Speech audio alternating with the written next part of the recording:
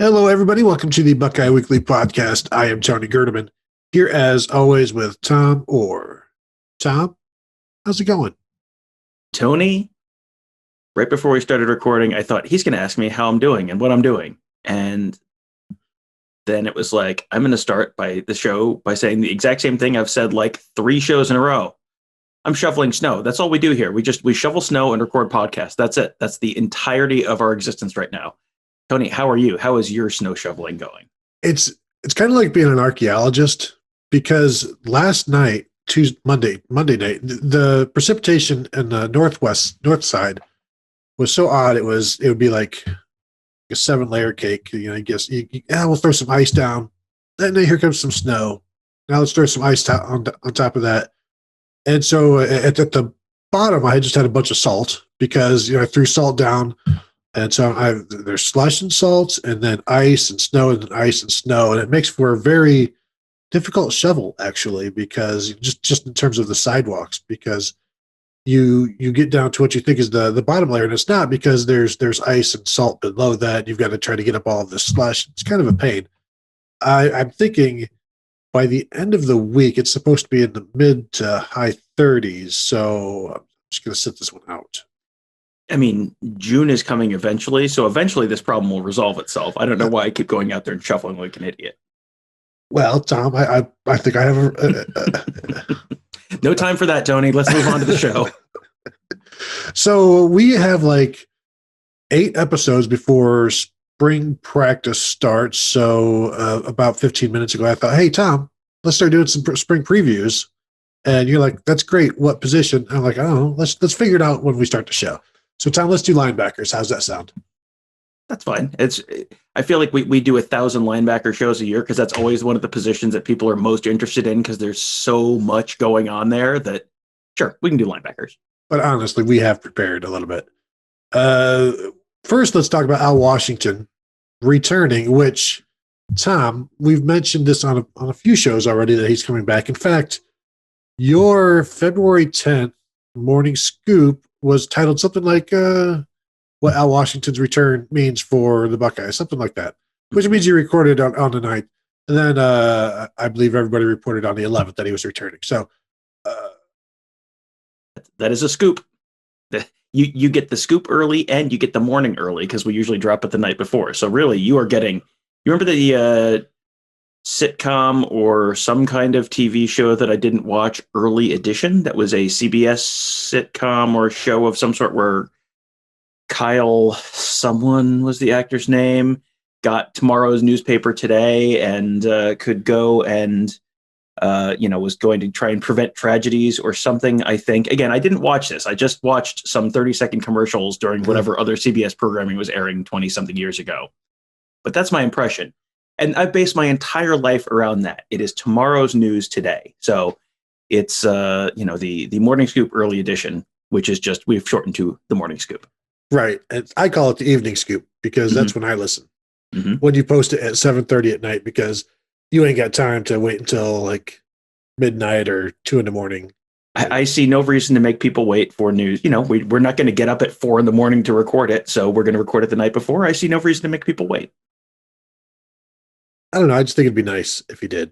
It's the whole point of podcasting is it's on demand. Also, that you're supposed to talk about relevant topics, which we've drifted pretty far afield here. We probably should drift linebackers anyway. Anyway, and it's funny because we always talk about how there's time down the road to talk about that. Now is the time. We're going to start talking about it, and there is a lot to talk about with the Ohio State linebackers, because you're losing 3 starters, essentially 4 starters with Justin Hilliard. You don't know how many guys are going to be ready to play. In this spring, I have them with 8 guys, basically, that are on scholarship and around. And that is Dallas Gant, Taraja Mitchell, Kayvon Pope are your seniors. Then you've got Craig Young and Tommy Eichenberg as your third-year guys. And then Mitchell Melton and Cody Simon as your second-year guys, and Reed Carrico as your true freshman. So you've got 8 guys for 3 spots, although we know Ohio State is a 4-4 school. So now you've got your 2 deep right there with those 8 guys. And we know Mitchell and Gant and Pope have been in the same spots for at least last 2 years, and you wonder if they just continue to man those same Will for Mitchell, Mike for Gant, Sam for Pope, and if these are actually the top three guys. And now we're going to find out this spring, and maybe we don't find out entirely this spring, but this is the first time there's going to be like an actual linebacker competition at Ohio State in a while. And I think quarterback is always the one position that is the most important to figure out. And I know there's all kinds of questions in the secondary, but let's not sleep on what is going to happen at linebacker and the kind of competition that could happen there, and names could emerge that you're not necessarily expecting. Like Cody Simon is your starting middle linebacker, your starting Will. People are like, who is that? And that's what this spring is about. Yeah, this is going to be an interesting position to watch because these are guys who came in really highly touted. They've been around for a long time. They should really know the system well. They should be really well prepared for the season. But because Ohio State's had the same three starting linebackers for the past 17 years, none of these guys have, these are highly touted guys who are going into their fourth year on the team, and they've never gotten a chance to start. Like it's a bizarre situation because, you would normally think these are guys who, like, okay, if they haven't started, if they're not starting by their second year, like, okay, well, they're going to transfer because there are 125 programs where these guys would probably be on the field right now. And they've all stuck around. And, that's true of guys who are out of state guys who are like, you would really expect like, oh, well, Taraja Mitchell very easily could have transferred back to, he's from Virginia, somewhere back in the ACC and go be a starter for one of probably 11, 12 different ACC teams right now. I mean, that's, that would have been a very easy decision to make. And he stuck it out. And he has played meaningful snaps. We saw him during the playoffs. We saw him, on the field, I think against both Clemson and Alabama. So, these are guys who are playing. They haven't just been riding the bench for 3 years, but it's kind of unusual that these guys have really stuck it out. So you have these guys who are, okay, these are the next guys in line, but they're also not returning starters. And there's also a bunch of really talented guys behind them. So yeah, this is shaping up to be a really interesting battle. And that's even before we get to so what are they looking for out of the Sam this year? And because depending on what they're looking for out of the Sam, that could shift a whole bunch of these guys around to different spots. And do we want to kind of lay out the Will and the Mike and the Sam and kind of basically what those roles are for people who don't necessarily know? Yeah, and the other thing that gets thrown in here is the Will and Mike can be interchangeable. Those are your two inside linebackers, assuming the defense isn't going to change drastically from this past year. So you've got your Will and your Mike, basically your run stoppers. The Sam would be your strong side linebacker aligned with either, out with the slot or the tight end where there's more offensive guys, usually the wide side of the field. And they'll have to do a little bit more coverage like Pete Werner did in 2019. Baron Browning had to do some more. And this is also where teams can use that hybrid guy. And a lot of teams do with the 4-2-5. And that's where the fifth guy comes in and kind of plays that role. And so when you look at Ohio State's linebacker makeup, when you try to project them, and I think we both did that coming into this, everybody that you project at the Will, you could also project at the Mike. Everybody you project at the Mike could also be projected at the Will. But the Sams, and even because right now Kayvon Pope has been there for 2 years, backing up first Pete Werner and then Baron Browning, but he can very easily move inside. I mean, he's not some hybrid type. It's just they needed he's a third linebacker, and there's 3 linebacker spots, and Gant and Mitchell had already kind of found their roles, and Pope has always been the outside guy, not out in the cold. Like he's just been an outside linebacker. And so now you've got if we just talk about Sam's right now, Kayvon Pope and Craig Young basically I think is it right now. Court Williams will likely be out this spring. He tore his ACL in October, and so he should be fine for fall camp. But again, we don't know where he projects because I still think he might be perfect for that hybrid, the bullet that we used to talk about way back when. But we can wrap up Sam real quick, Tom, and then really get into the meat of the Will and the Mike. But I think that's Kayvon Pope and it's Craig Young. And it'll be interesting to see what happens there, because you mentioned all of these seniors, the Mitchell, Gant, and Pope have stuck around. But what happens if one of them is on the outside looking in, literally on the outside looking in, or on the inside looking out? What if one of them gets bypassed? Maybe then there is a transfer, and after the spring, and again, we don't like to talk about transfers, but that Kayvon Pope, Craig Young on the outside at Sam, assuming Pope is still at Sam, I think that's going to be the one. It's going to be one to watch. They're all ones to watch, but I think it's a 2-man race, whereas everything else could be a 3-man race. Yeah, I mean, this spring especially, because I think you could see like Jalen Johnson slot in there at that Sam spot, if or the hybrid spot this fall when he gets to Columbus.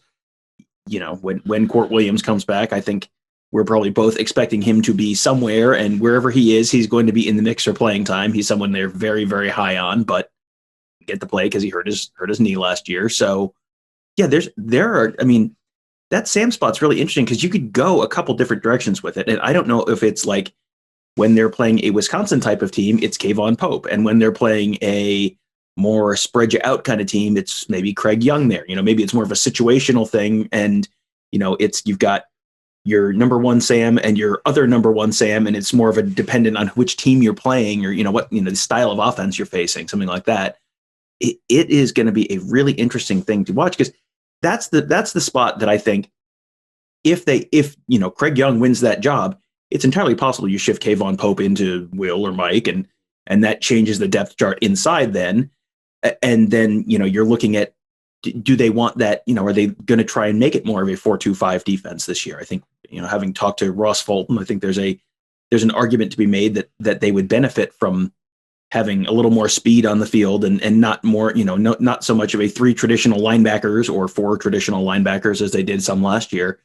So, if you get someone speedy like Craig Young out on the field, or Court Williams is healthy and you can get him on the field, maybe there's an argument for that. And then so if you slide Kayvon Pope inside, like that completely, that muddies up both of those, positional races as well. Well, and then you also throw a guy like Josh Proctor if they really want to go like a true 4-2-5, and he's a big safety. Maybe he becomes your nickel Sam, something like that, or who knows what their base is going to be at. I think I wonder how much of this spring is even going to be involved in determining exactly what they want to be and what the personnel can handle. But as we also have seen, like, you need at least 4 linebackers to play, because they found a way for 4 linebackers to play it, and not just in the 4-4, but guys would be hurt or substitution patterns. Is their starting Mike this year a guy who's going to stay in on passing downs? Which of the linebackers comes out? Is it Taraji Mitchell? Because if you're putting Mitchell and Gant out there, I mean, like, which of those guys would you expect to leave the field? Maybe Mitchell over Gant. So there's all kinds of things to work out, and just losing the guys you've lost. Tuf Borland knows all of the defense. Pete Werner can do it all. Baron Browning is a freakish athlete. And Justin Hilliard can do everything. So every single one of those roles is really significant, and you almost can't try to live up to that. Now you just have to, well, what can we do? What can this group do? And let's make the best with that, because you can't, I know everybody's like, can't live up to Tuf Borland. Well, we'll see. There's many middle linebackers have come through Ohio State. Very few of them have ever been all Big Ten, and not that Tuf Borland was, but it's like, people talk about the standard, but it's an up and down standard at Ohio State when it comes to middle linebacker, and Tuf Borland did a lot of really good things, and we'll see if the next guy can do better.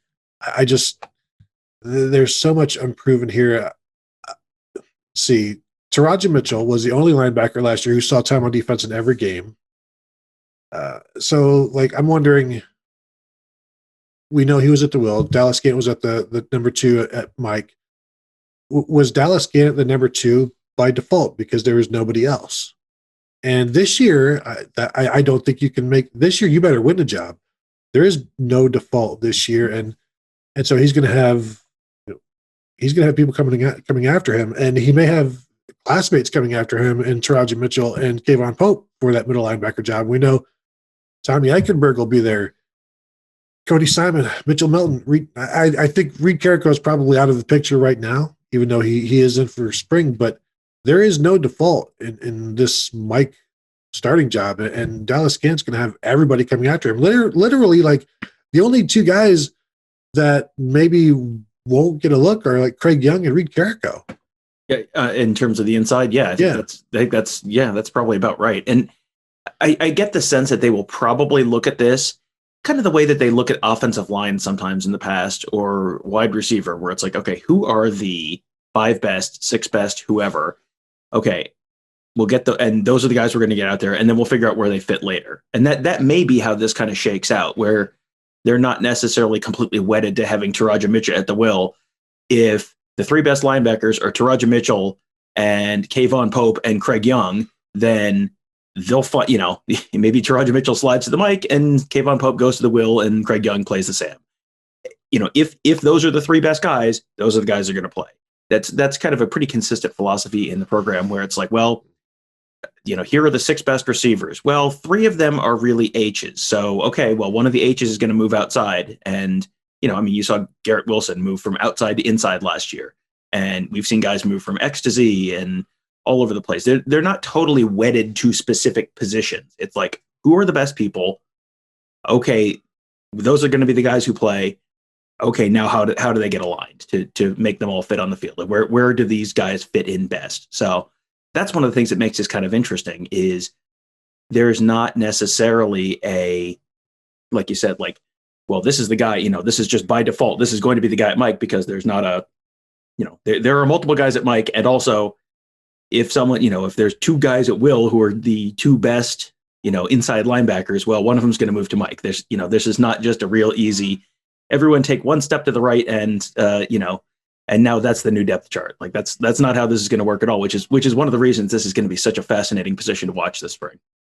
It is. And with Al Washington having more say in the defense, I keep going back to the way Michigan ran their linebacker situation when it was Al Washington and Greg Madison there with Don Brown, where they have their Viper hybrid, which Ohio State obviously calls the Bullet, and that would be that's their base Sam, would be the Viper. And then on running downs, there would be a package where a bigger Sam would come in.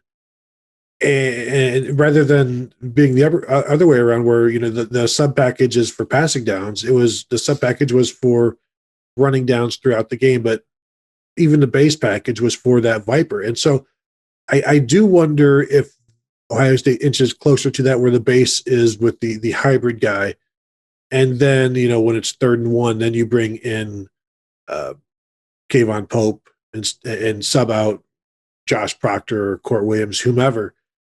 And I just wonder if that's the way they're going to go, and if that's a direction that Al Washington is interested in. Maybe one day when we talk to him, we can ask him about that and see what he won't tell us. It's always a fun thing trying to get answers from people who are not interested in telling you what they are going to be doing defensively with their scheme in March. And it's also hard in September and October and August, but it's really hard in March. But I do wonder if more options for that hybrid spot means less playing time for the Sam. I think it almost certainly does. And I think there's a decent argument to be made that that's the direction they should be going, because you're seeing more people getting spread out, more RPO looks. I mean, you're not spending more time looking at the run. You're spending a lot more time worrying about the pass. Like that's where teams were hitting them this year. That's where teams are probably going to try and attack them again next year.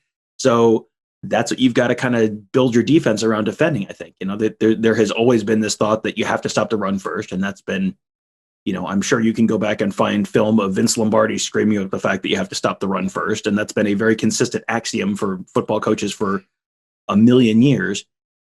But now the game has changed quite a bit, and you kind of have to adapt to, that is football. Football is, the offenses go to this. Okay, then the defenses adjust. Okay, then the offenses adjust to the adjustment, and then the defenses adjust to that. And, that's why you go from, wishbone to pro formation and power I to spread and, air raid and run and shoot and all the different variants of offense. You have to, the defenses adjust to what the offenses do, and then the offenses have to adjust to that. That's why I've always said that the best thing Kansas could do would be to run the triple option, because it's like everyone in the Big 12 is geared to stop the spread passing attack. Okay, do something completely different and be a huge pain in the butt. No one's defense is geared towards stopping that. So now you're giving them something completely different. That's football. That's what the whole point of this whole thing is. So the next adjustment for the Ohio State defense, you would think, would be, okay, how do they adjust to stopping the RPO passing attacks that have, they're not necessarily seeing a ton of those really effective in the Big Ten, but in the games that really matter, you're seeing that now. That's what Clemson has been trying to hit them with. That's what Alabama hit them with. You can't gear everything to, okay, well, how do we stop Illinois? Like, that's figure that out later. You kind of have to build your defense around the best teams you're going to see. Because Penn State hit them with a bunch of those kind of same concepts in the second half of that game last year. This is where football is going. This is where football basically has gone. So that seems like a very logical step for the defense would be to maybe go to a little bit more of a hybrid spot at that Sam rather than more of a run stopper there. I saw, and I wish I remember the numbers, a breakdown of where like Devontae Smith and John Mechie lined up throughout the season. And I think it was like 2/3 of the time Devontae was outside and 1/3 of the time he was inside. And I'm assuming the numbers might be fairly similar with like Garrett Wilson and Chris Olave would sometimes slide inside just to create matchups. And it does. You have to be able to deal with that. Not that your hybrid guy is going to be the guy that's matched up with a Devontae Smith or something like that, but it's better than your middle linebacker being.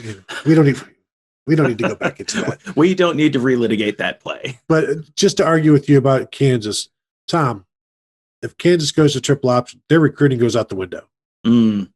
That's true. You would hate to see Kansas tumble down the recruiting rankings there. Yeah, that's my solution for just about every like kind of hopeless team. Like, do something completely different. Don't try and do the same thing that everyone else is doing. Just while everyone else is zigging, you got to zag. You've got to go completely the other direction. And that's you have seen when Paul Johnson took over Navy. Navy was like awful. Like Charlie Weatherby era Navy was awful. They would lose. My brother was at the Naval Academy for 4 years. He did not see them win a home game during his 4 years there. That bad. Paul Johnson comes in. He's got it's not like they were running option before. He took a little spin on it. All of a sudden, they're winning 10, 11 games every year. And then he goes to Georgia Tech, which is another school that's like, well, you can't win here. They've got all the academic requirements and all these, there's all sorts of reasons why you can't win at Georgia Tech. And then they're doing something completely different than everyone else in the ACC. And lo and behold, hey, all of a sudden they're in the Orange Bowl. Like, hey, that's crazy. How'd that happen? Like, that's what you got to do. You can't just do what everyone else is doing and just do it harder. Like, that doesn't work at those places. So you got to do something a little different. I do like the idea of the triple option at Kansas when you have all of these soft Big 12 defenses, then just getting punched in the mouth. Like I'm talking about the recruiting jokingly, but I can understand like Georgia Tech, you do hurt your recruiting doing that in that recruiting base, but you're also hurting yourself by having any kind of academic restrictions. That holds them back. Good for them for having their academic restrictions, but that kind of holds their recruiting back as well. But he proved that it wins there. It wins as much as you would like, or wins as much as they're okay with. I think that would be interesting at Kansas. But back to the Ohio State linebackers, Tom, because that's what the show is about. You can do your morning scoop Kansas breakdown next week.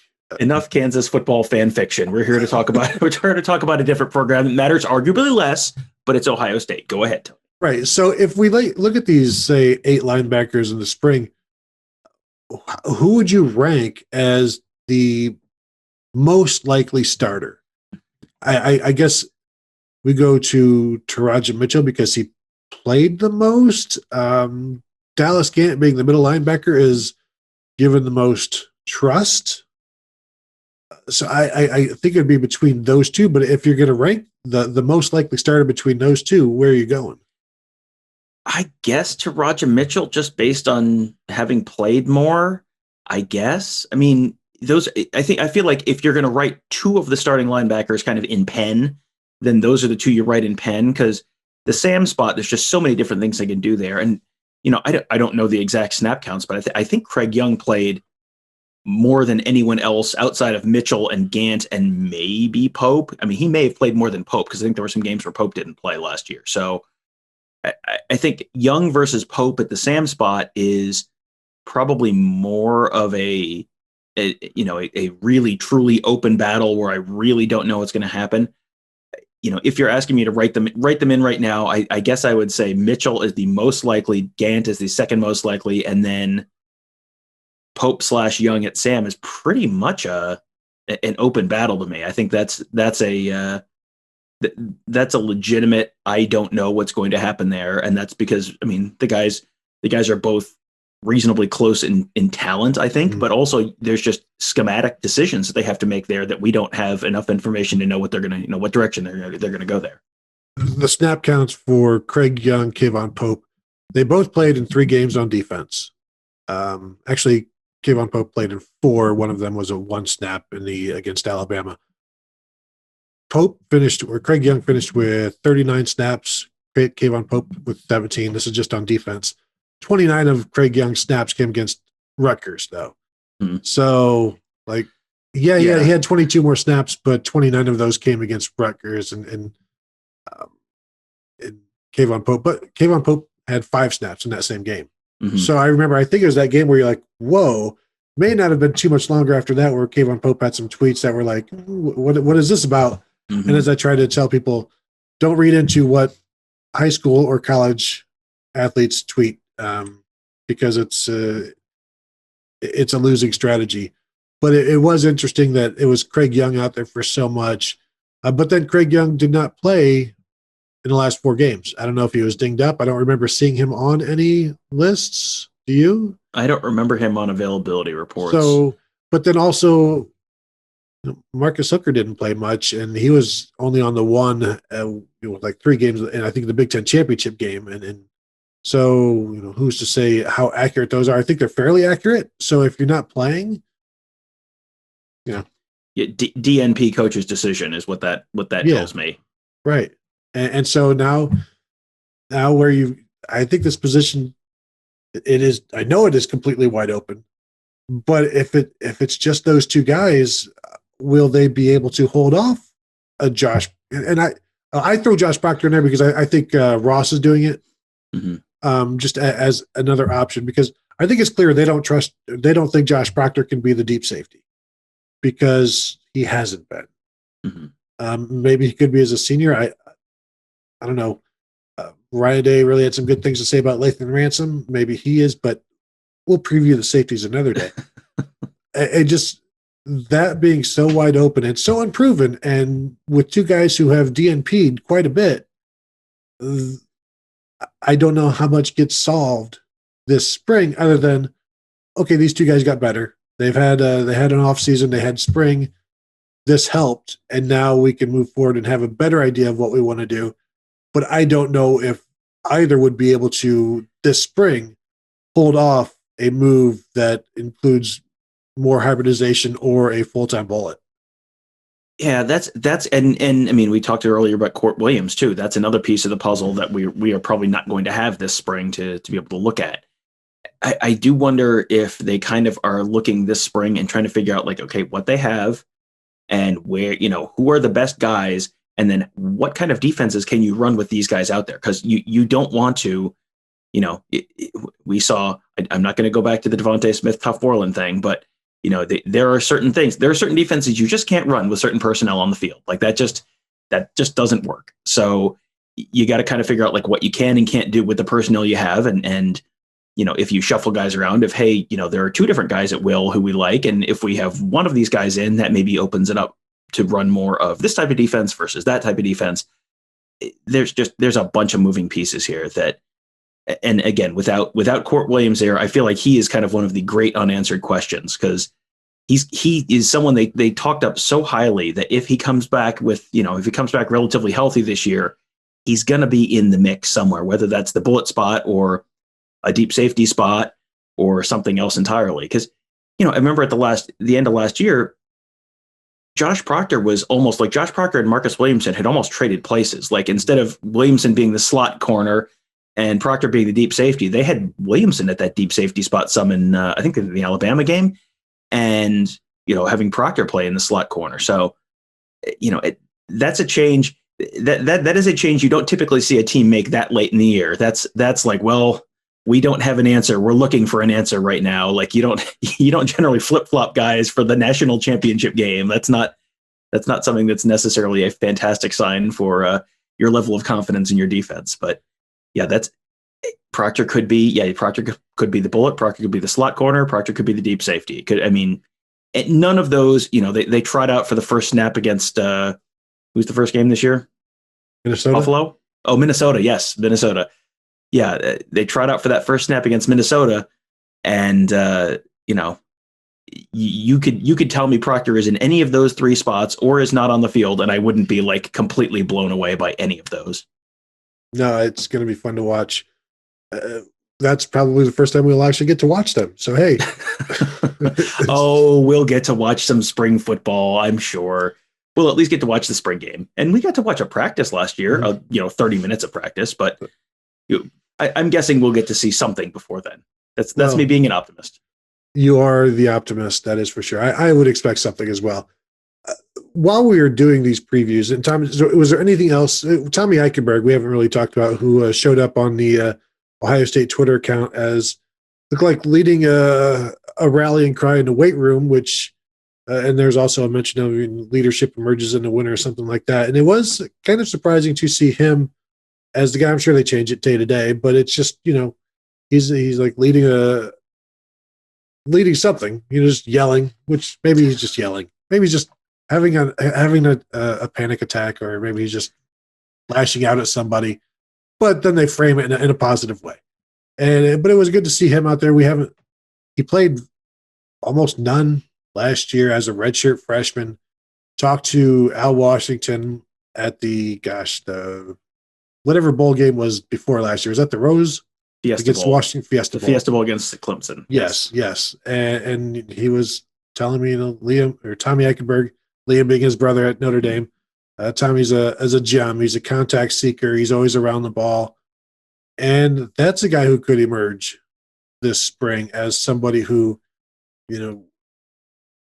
the tough part will be if your top three linebackers are all inside guys, and then, as you said, then you got to figure out what to do. But having three guys inside over two spots, we've Al Washington has talked about the idea of rotating before, and he's not against that. And but it will be interesting to see what he does, because this is his third year. This would be the time where you start to emerge, because you've got young guys behind you, and yes, there are older guys in front of you, but they're not established. And this is your opportunity to move past those guys. Right. Yeah, this is the chance where, for the first time since Tommy Eichenberg has been here, the starting linebacker spots haven't all just been like returning starters coming back. So there's not really a race for the starting spot. This is the first real opportunity. And, they always have every position, there's an open competition for, okay. We all know who the starting linebackers are. So this year is the first time that it's not like that, where there's legitimately an open competition for all of these spots. And, it's hard to know exactly what to make of Tommy Eichenberg, because he did not come in, he came in as, I think, a 3-star guy, and he was committed to, I believe, Boston College before Ohio State. So this is not someone they poached from Alabama or anything. And he hasn't played a whole lot. I think he didn't play at all or he played like one snap in the Miami game 2 years ago, and then the storm came, so he didn't actually get to play. And then 6 snaps against Michigan State this year. That's it. This past year. I mean, barely played last year. So you're kind of coming in a little bit blind, but you also have, the coaches. You can kind of tell when coaches are talking about a guy, like, whether they, is this like, oh, I'm making nice mouth noises to, sort of get past this question because I don't want to answer it, or this is something I really believe. And that was a like, okay, this is something to keep an eye on. And, again, how much do you want to read into social media posts? Like, but they don't, I think if you go back, they're not featuring a bunch of guys who turn out to just absolutely do nothing. Like that just, generally there's at least a sense within the program, like, yeah, this guy might be going somewhere. So yeah, it's another little data point in the absence of any actual data points. Like this is stuff that we kind of have to, when we're reading the tea leaves, this is the kind of stuff we kind of have to keep an eye on.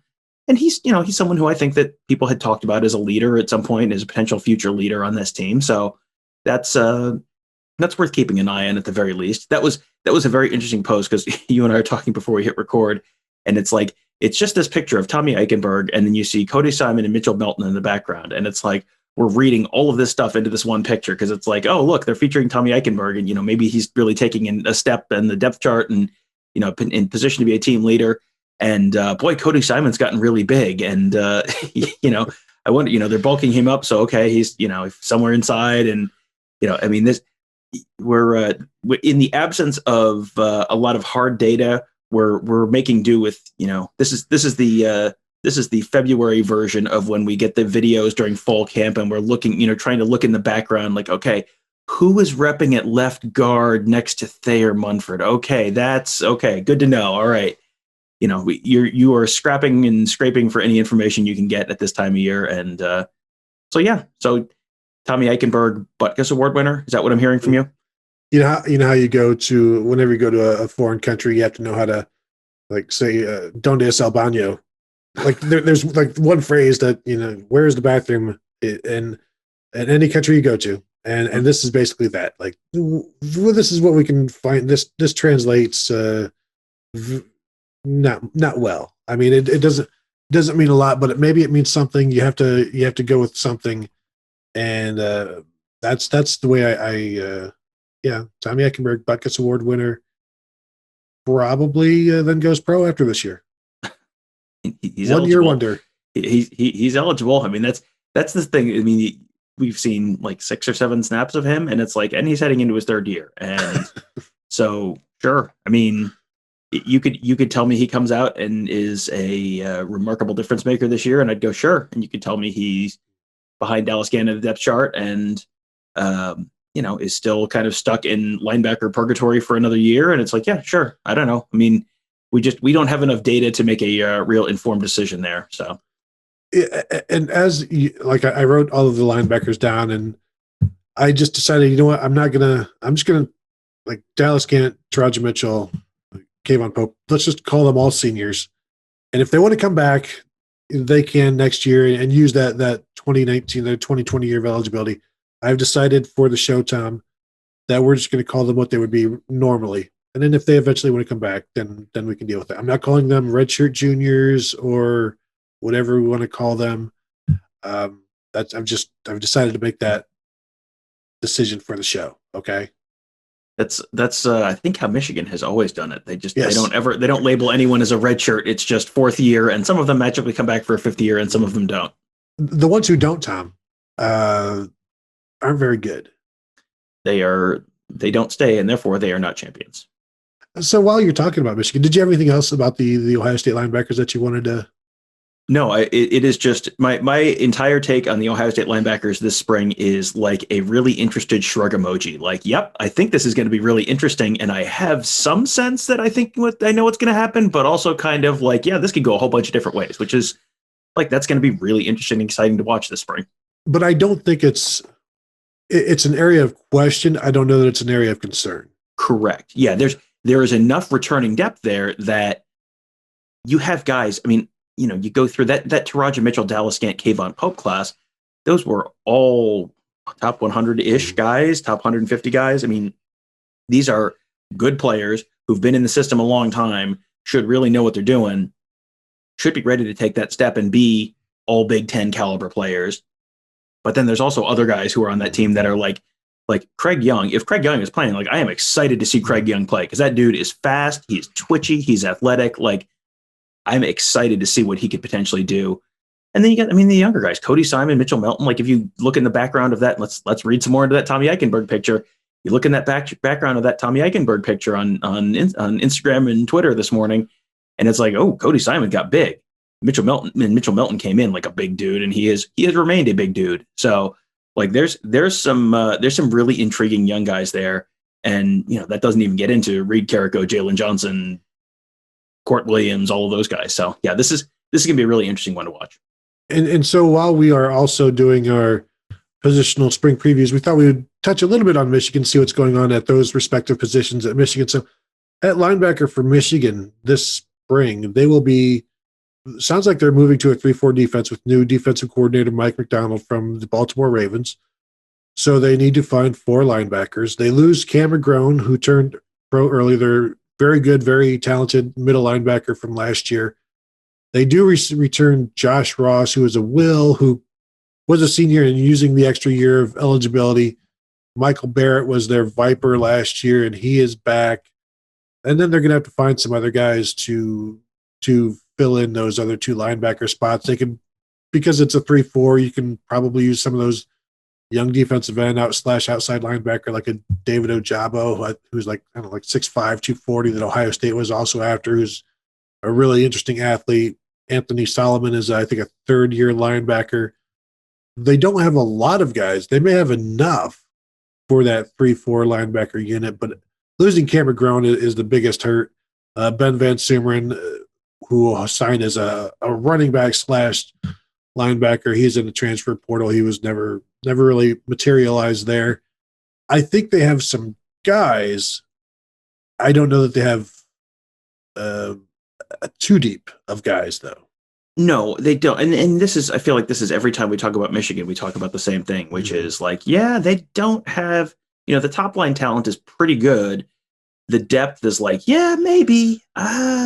You get past the top line and it's like, ooh, it gets thin pretty quick. And there's a couple spots. I mean, I think you saw that at corner last year. You saw that at defensive tackle last year.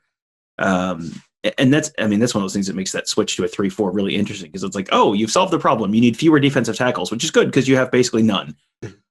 But the problem then is, well, you really need that one defensive tackle on the inside to really be a space eater and really be able to control the line of scrimmage and eat up blockers. It's like, I don't know if they have anyone on the team that can do that, which then it turns into like, hey, why did Wisconsin run for 350 yards on them again this year? It's like, well, remember the same problem from the last couple of years? Same thing, same exact thing all over again, but this time with an exciting new defense. Like, I guess, but I don't know that they've actually solved the problem. I know how they could have solved it. Had Ben Mason stay for another year, and now boom, nose tackle, 3-4 nose tackle. They just their problem is they need to recruit more running backs so they have more players they can transfer to defense and solve all their problems. That's exactly it. And just looking like Michael Barrett, as I said, he was their Viper. He had, I think, two tackles for loss in the first 2 games, then nothing after that. But he did finish with, averaging about 7 tackles a game. So, he's a productive guy. It's going to be a new position for him, though, because there's nothing like the Viper in Michigan's new, assuming they go to that 3-4 defense, there's nothing like that. And he probably has to become an inside linebacker, because the 3-4, the outside linebackers in a 3-4, you're talking, 250, 260 pound dudes. But I don't know how many of those guys they have. Like Alabama runs a 3-4, and they've got big guys, and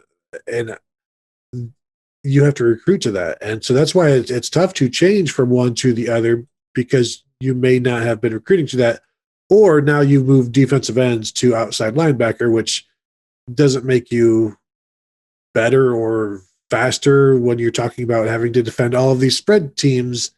So there may be some growing pains there, Tom. We may be seeing a Michigan defense that we're not used to. Maybe it's a Michigan defense that struggles against an Ohio State. Yes, but this time they'll be struggling in a 3-4 instead of a 4-3. So it's going to be like, wow, what an exciting new adventure this is. Yeah, that's the thing. I mean, we talked earlier about like you want to maybe shift to get more speed on the field. Well, yes, going to a 3-4 does. I mean, it gets an extra linebacker on the field. So, okay, that's good. But do you have the personnel to actually do that? And, this was the linebackers were not a super deep unit there last year. You're losing some of your kind of bell cows there, guys who you were expecting to be minimally, starters or at minimum kind of that second level. So the depth is going to be a real concern there. And, it's fine to have defensive ends move to linebacker. That's okay. But you don't want, you have to be careful you don't get those guys out in space against the little running backs or slot receivers or whatever. You can usually scheme around that to a certain degree, but yeah, that's I think you're right. I think this is like, it's an interesting step. There will probably be some growing pains and learning curve and all of that, and I think there's a possibility it's a little bit of a mess for a while next year. I did see one projection. I was looking for some just depth chart projections for Michigan this year. I saw somebody throw in a freshman starting at linebacker, and it's like, well, okay, that's also never a good sign when you're like, hey, this incoming guy, he's a 4-star, he's got a pretty good chance to start. That's is his last name Katzenmoyer? No. Okay, I have bad news, friends. And sure, it may work out, but when you're projecting that in February, that tells you how thin you are. Now, a freshman can certainly win a job, but it's not necessarily something that you should be projecting at this point, because, well, you're like, well, who else is there? Well, there's this guy coming from high school. He's probably, he's got to be as good as anybody else that you've got here. And the thing is, I guess maybe he might be. And I'm just imagining Ohio State moving to a 3-4 and putting like Tyreek Smith, Javonte Jean-Baptiste, out as outside linebackers, and those two are really good athletes. I don't know how comfortable I'd feel about that. Yeah, and to go to your point, if you're projecting a freshman in the starting lineup right now, go ahead and rewind this to how long we talked about Reed Carrico. It was like, Reed Carrico's going to be a great linebacker for Ohio State, probably a great Mike backer in a year or two. We probably spent about 13 seconds on Reed Carrico because there's no way a true freshman is going to come in, because that's asking way too much, and there's plenty of veteran depth ahead of him, proven veteran depth that they'll be fine, and they don't. You could play him probably, but that's kind of not fair to him because he's probably not totally ready. You're kind of throwing him into the lion's den a little bit at that point. And so if you don't have to do that, you don't do that. So that tells me if Michigan is, looking kind of seriously at potentially doing that, like, that's not a great sign. That unless this is a super fantastic linebacker who is just a generational talent, and if this is a guy who's a 4-star prospect, like, he's probably fine, but he's not.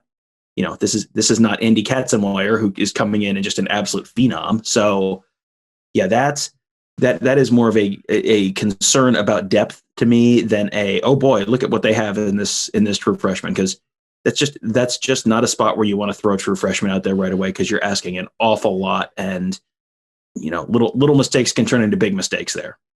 And I think we will say the same thing when we have our fall preview talking about Ohio State's corners, where maybe a freshman cornerback does start there. And yes, you have to be good to be able to do that, but that's also a statement about the depth and the overall proven nature of Ohio State's cornerbacks, where there are some question marks there. So, yeah, moving to a 3-4 for Michigan, assuming that they do that, it's going to be interesting to see how many guys they have currently on the roster that can handle it, what that looks like, how long it takes to get them up to speed. By the time they get to the Ohio State game, though, 12 games in, they should understand what they're doing. So the defense that we see in September won't be the same defense that we see in late November, but it may be. Well, yeah, we have seen Michigan defenses go two different directions going from September to November. The 2018 defense looked absolutely incredible all year and then completely fell apart in late November and January. So, yeah, there's a couple different directions things can go. And, yes, you would normally project a team to grow and get better and have players develop and get more comfortable in the system, and the coaches get more comfortable with what they can do with guys and putting guys in good positions and all that kind of stuff. But also sometimes guys get hurt. And if you're a team that doesn't have the depth to, throw someone in behind those guys, that's when you have a problem. You saw that. Michigan last year, the offensive line was a great example of that. They had both tackles were out for a decent chunk of the year. And when Ohio State had tackles out and was missing 3 offensive linemen against Michigan State, they just threw in a bunch of other guys. And it's like, they'll throw in the guy who we had kind of forgotten about and was like, also Max Ray.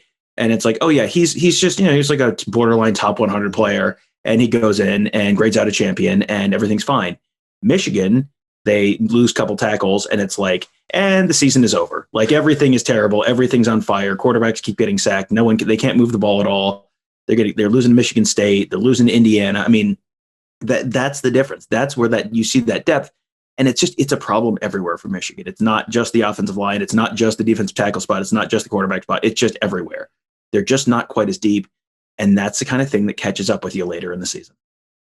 And this is going to be a recurring conversation as we do these previews, where you look at like, I'm just imagining the Michigan cornerback conversation right now is probably going to be much worse than this one. And that's recruiting. That is development. That is guys just not wanting to stick around, or you not wanting them to stick around because you know what, they haven't been playing very well, and you don't even want them anymore. We'll do our tail of the tape sometime this summer, probably before fall camp.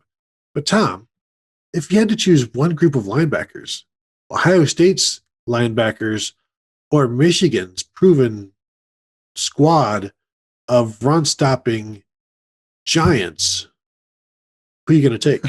I think you have to go with Ohio State right now. I mean, there's not a totally proven group there. I mean, you're returning 0 career starts, if I'm not mistaken. So, this is a spot that's kind of one of the question marks for Ohio State this year, but also it's kind of like, there are answers there. We don't know which the answer is going to be, but there are enough viable options there. It's like going into a season with a pitching rotation where it's like, yeah, we don't know who our 5 guys are going to be, but we have like 9 guys who are kind of proven major league starters, and we'll sort of, someone's going to get hurt in training camp, and someone's going to in spring training, and someone's going to, someone will end up not being off and getting sent out to the minors, and then you still have 5 proven options for your starting rotation.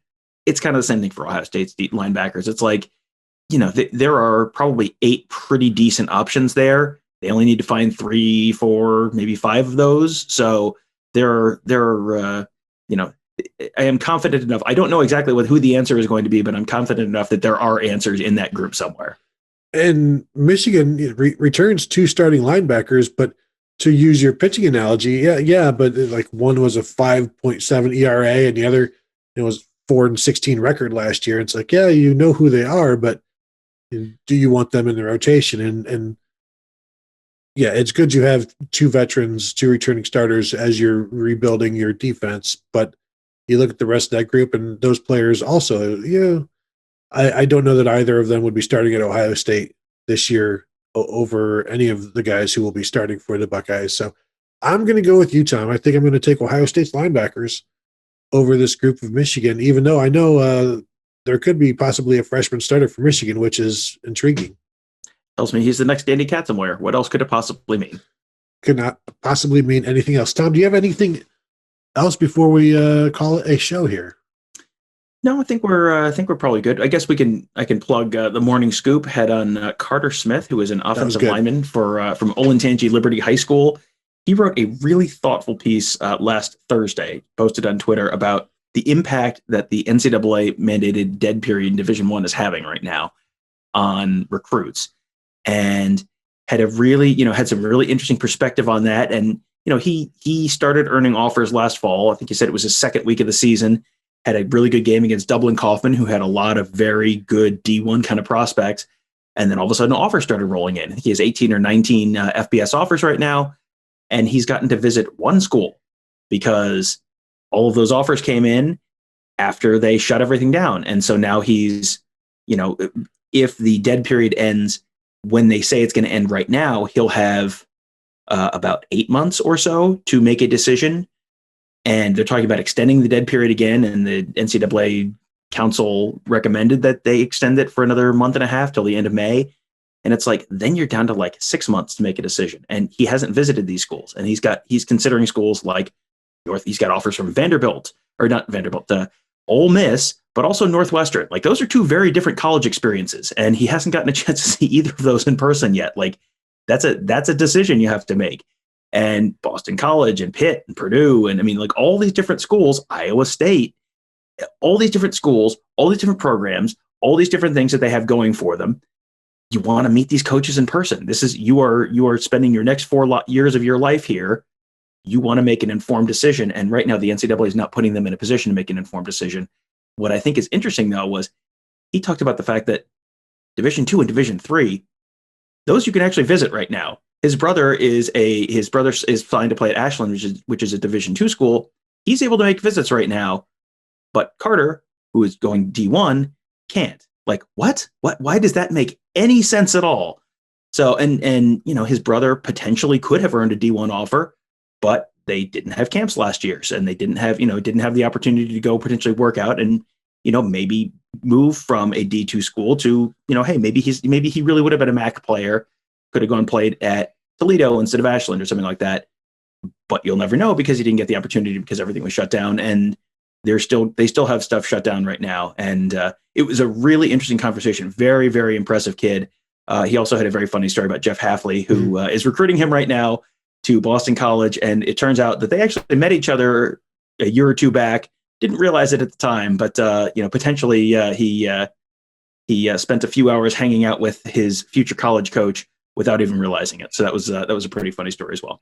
Yeah, better be careful. It could be an NCAA violation. Boston College may not be able to recruit him any longer.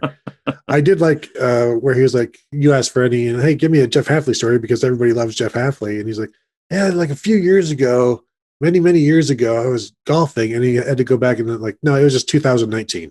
It just felt like many years ago because of this past year. But and I had heard a while back, like D2, D3 visits were still happening, but like I think like most of us, that's all under the radar. And I didn't even go to verify any of that because it's like, well, I guess I'm as guilty of it as anybody. It's like it's not really my concern. My concern is D1, but I also think that's why there's no visits in D1 because there's more attention to it. And visits elsewhere can happen. Junior college, I think visits happen because the watchdogs don't care. They're not watching Division II, Division III. They're watching Division I. And it's just a bad look if, oh my gosh, you're making visits during a pandemic. But it's like, well, what about the visits to the other places? And I still don't understand the NCAA's logic behind it because they're involved in all of it. Why is it okay for, if the NCAA is all about fairness, like what is fair about allowing it for lower divisions and not upper division? Well, see, the premise of your question is flawed there because I'm not sure the NCAA is actually about fairness. I think that may be the first place you're going. Okay. You're going wrong there, but yeah, it is very much like is it okay to make visits or is it not okay to make visits? Or is the issue the visits or is the issue that people are going to say call you out for the visits at some levels but not at other levels? Because it seems like that might actually be the issue, which is like, well, turns out that's not actually a great way to make decisions. Like rather than what is the right thing to do or what is this, what is the safest way to kind of balance safety, but also the needs of the future student athletes and all of that. Like, what will people say on Twitter? Like, that's not actually probably the best way to make decisions. But, and this is where Carter Smith and players like him need to be the Randy Wade. Like, take the offensive to all of this and put it out there and turn the tables on the watchdogs and say, we are being victimized because we can't go and see places and look what this is doing to us. And look at how this is holding us back. They have to go on the offense. They have to become the aggressors in this so that they overwhelm the message of safety. Like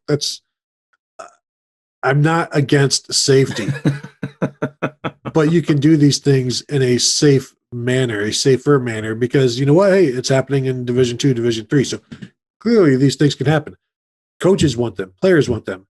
The only people who don't are the people who are like, I don't want to be criticized by allowing it. Yeah. And it's like, but you are already allowing it. Yeah, but nobody's criticizing me down there. Yeah, that's different. Why is that different? Well, no one's noticing, so therefore it's okay. Like again, that's not necessarily the best way to make a decision. But yeah, I mean, to your point, like that's what Carter's trying to do. He put this thing out as like an open letter to the NCAA on Twitter and got retweeted by a bunch of other. I mean, Drew Haller, who's a very, very good quarterback prospect from Northeast Ohio, who's looking at Penn State and Michigan and schools like that. He retweeted that. It got picked up by a bunch of people, and it's just a matter of can this gain enough momentum to make it something that forces the NCAA to make an actual, be the grown-ups in the room and make an actual difficult decision that isn't necessarily going to be universally popular, but also might help the people you pretend to care about. That might be a good thing to do. And the thing is, the criticism will last about 3 days because then the news cycle moves on and you have other things to criticize. Yeah. And you know, I mean, to Carter's letter, he said, just like, let us know what you want us to do. You want us to wear masks? That's fine. We'll wear masks. You want us to get a COVID test when we get there? That's fine. We'll do that. You want us to stay 6 feet apart from everyone? That's fine. But like, this is a, you know, this is, they always tell you, this is not a 4-year decision. This is a 40-year decision. So let's let these people have the opportunity. You want to limit this to, you can only have 5 visitors per weekend, to limit this. Like, that's fine. Whatever you want to do, man. Like, put whatever restrictions on it that makes you feel comfortable, but let these people make an informed decision so that when they're making their 40-year decisions, they're going into this with their eyes wide open and not just like, well,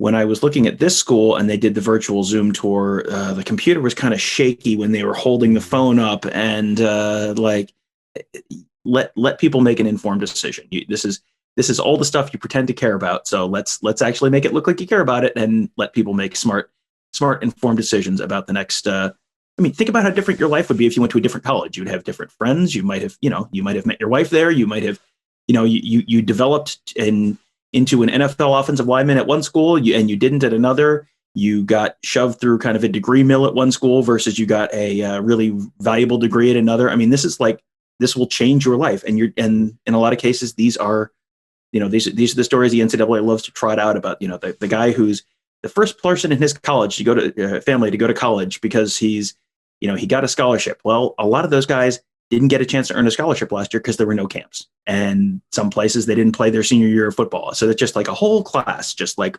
gone up in the wind. Like, you if you want to hold these people up as, look at these wonderful things we're doing, like, you actually have to put them in a position to succeed and be able to do the things that you're trumpeting that they can do. So go ahead and do that anytime you're ready. I think what I'm going to do is become a whistleblower about the D2 and D3 kids being able to visit and how it's not fair to D1 kids, so that everything gets shut down. You will be, you're not the hero you need, but you're the hero we deserve. Like, no, this is not what I wanted. I wanted everything to open up. Yeah, but you made a good point about how it's unfair. So we're just, we're taking it away from everybody. Nobody gets dinner tonight. Nobody's watching a movie, and the VCR is going in the closet. Yeah, that's how I got punished in the 80s. Yeah, it's really unfortunate. I do think if the recruits and high school kids go on the offensive, that can help change it. Although, with how far they've already extended the dead period, I don't know that they would. Well, you know what? We're going to change our mind. But it's unfortunate. The sooner they can get rid of it and get back to visits, then you can help these 2022 kids and they can try to cram everything in. But there's no reason, there's no excuse, there's no logic for why it's okay for one group and not the other. And I don't care what you say, Tom. That's just how I feel. You know me, always defending the NCAA for everything. I'm the NCAA's biggest lapdog. I can't wait to tell you how the NCAA is right about everything and extremely just about everything. And frankly, the only thing wrong with the NCAA is that Mark Emmert doesn't make enough money. I don't know how many times you've heard me say that. You're probably sick of hearing me say that, but I'm just going to say it again. The only thing wrong with the NCAA is that Mark Emmert doesn't get paid enough. Noted NCAA honk, Tom Orr. Thank you, Tom. Great diatribe on the ills of everybody but the NCAA, the ills of high school and college recruiting. And recruits, those nasty recruits wanting to go see schools. Get a job, you lazies. That's you. Good job, Tom. I'm surprised high school kids will come talk to you on your radio show. If you do want to listen to my radio show or podcast, as they say on the internet, you can find that. You can find it. It's linked on the front page of BuckeyeScoop.com right now. That is obviously free. All of our podcasts are free. You don't have to be a member at Buckeye Scoop to find those. You can also just search Morning Scoop on Apple Podcasts, Google Podcasts, SoundCloud, Spotify, Spreaker, like whatever your podcast platform of choice is. That was the Tuesday, February 15th Morning Scoop episode. So you can check that out there. Also, if you do have a couple extra bucks, this is also a really good time to be a member of BuckeyeScoop.com. Like, it's February. It's like there's nothing going on. Like, man, it has been a week.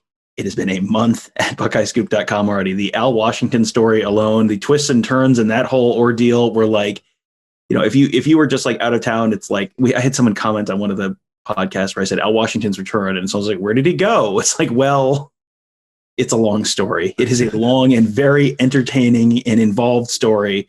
And if you remember BuckeyesScoop.com, you saw the whole thing, and that was fascinating to watch play out in real time. And I think we've said this before. Like, there are people who just don't really pay attention to Ohio State football, and they'll just show up at the first game, and it's like, okay, I know who the quarterback is, cool, and that's fine. Like, that's I'm not here to gatekeep your fandom. Like, you celebrate Ohio State football however you want to celebrate it. But if you are one of those people that is really involved and like knows who all the position coaches are and knows who all the recruits are and knows the 2023 guys they're going after and 2022 guys they're going after, like, if you know who Quinn Ewers is, you are probably the type of person who would enjoy being a member of BuckeyesScoop.com. So it is the price of a crappy chain store pizza. So that will you can either give yourself heartburn and pepperoncinis, or you can give yourself a month of incredible access and insider insight from our team of recruiting analysts and Tony and me, and Ross Fulton does X's and O's. He's fantastic. Matt Goldman has been covering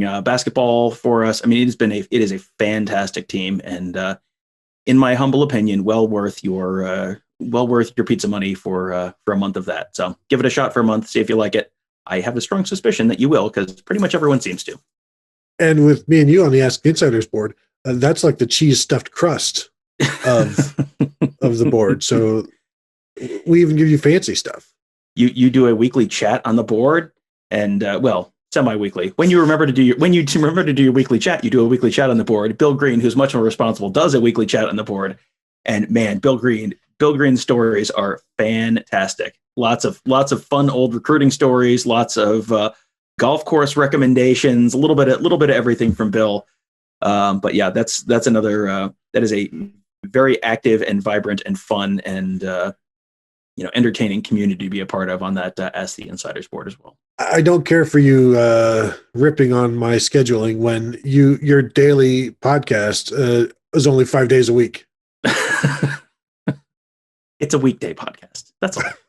That's all. Please don't make me do 7. No, he would never do that to you, Tom.